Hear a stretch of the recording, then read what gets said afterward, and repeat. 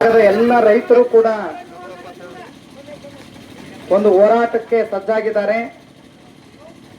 ಇದು ಯಾವ ಹೋರಾಟ ಅಂದ್ರೆ ನ್ಯಾಯದ ಪರವಾಗಿರ್ತಕ್ಕಂಥ ಹೋರಾಟ.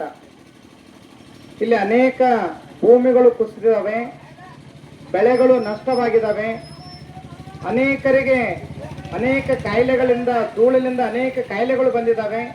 ಇದಕ್ಕೆ ಯಾರು ಹೊಣೆ, ಇದಕ್ಕೆ ಯಾರು ಜವಾಬ್ದಾರರು? ಅದಕ್ಕಾಗಿ ಎಲ್ಲ ರೈತರು ಒಕ್ಕೊರಲಿಂದ ಈ ಒಂದು ಜಿಕೆ ಫ್ಯಾಕ್ಟರಿಯ ವಿರುದ್ಧವಾಗಿ ಏನಪ್ಪ ಅಂದ್ರೆ ಹೋರಾಟವನ್ನ ಕೈಗೊಂಡಿದ್ದಾರೆ. ಎಲ್ಲರೂ ಒಂದಾದರೆ ಏನಾದರೂ ಒಂದು ನ್ಯಾಯ ಸಿಗ್ಲಿಕ್ಕೆ ಸಾಧ್ಯ ಇದೆ. ಅದಕ್ಕಾಗಿ ನಾವೆಲ್ಲರೂ ಎದ್ದು ನಿಂದಿರಬೇಕು. ರೈತ ಗೀತೆಯೊಂದಿಗೆ ಇವತ್ತಿನ ಈ ಹೋರಾಟ ಅನಿರ್ದಿಷ್ಟದವರೆಗೆ ಕೂಡ ಮುಂದುವರಿತಾ ಇದೆ. 24 ಗಂಟೆಗಳ ಕಾಲ ಎಲ್ಲ ಅಧಿಕಾರಿಗಳು ಬರಬೇಕು, ಸಂಬಂಧಪಟ್ಟಂತ ಮಂತ್ರಿಗಳು ಬರಬೇಕು, ಸಂಬಂಧಪಟ್ಟಂತ ಅಧಿಕಾರಿಗಳು ಬರಬೇಕು.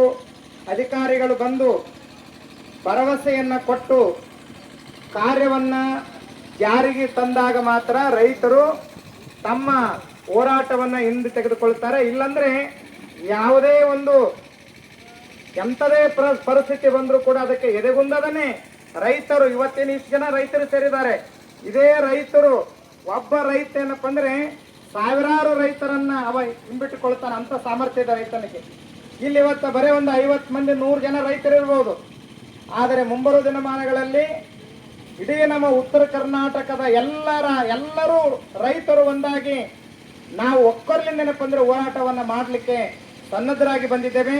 ಇವತ್ತು ನಾವು ಒಬ್ಬ ಪೂಜ್ಯರು ಬಂದಿರಬಹುದು, ನಾಳೆ ಇನ್ನೂ 100 ಜನರು ಏನಪ್ಪ ಅಂದ್ರೆ ಮಠಾಧಿಪತಿಗಳು ಈ ವೇದಿಕೆಗೆ ಬರ್ತಾರೆ. ಅದಕ್ಕಾಗಿ ಬೇಗನೆ ಇದೊಂದು ವಿಕೋಪಕ್ಕೆ ಹೋಗಲಾರ್ದನೆ ಇದೇ ಪ್ರಸಂಗದಲ್ಲಿನೇ ಶಾಂತಿಯಿಂದ ಬಗೆಹರಿಸಿಕೊಳ್ಳುವಂತ ಕಾರ್ಯ ನಡೀಬೇಕು. ಆ ಕಾರ್ಯ ನಾ ಮತ್ತೆ ಮುಂದೆ ಮಾತನಾಡ್ತಾ ಇದ್ದೀನಿ. ಈಗ ನಾವು ರೈತ ಗೀತೆಯೊಂದಿಗೆ ಇಂದಿನ ಹೋರಾಟಕ್ಕೆ ಏನಪ್ಪ ಅಂದ್ರೆ ಸನ್ನದ್ಧರಾಗ್ತಾ ಇದ್ದೇವೆ. ಈಗ ರೈತ ಗೀತೆ ನಾವೆಲ್ಲರೂ ನೇರವಾಗಿ ನಿಂತ್ಕೊಂಡು ರೈತನಿಗೆ ಗೌರವವನ್ನು ಕೊಡೋದು, ರೈತ ಗೀತೆಗೆ ಗೌರವ ಕೊಡೋದಂದ್ರೆ ಅದು ರೈತನಿಗೆ ಗೌರವ ಕೊಟ್ಟಂಗ ಆಗ್ತದೆ.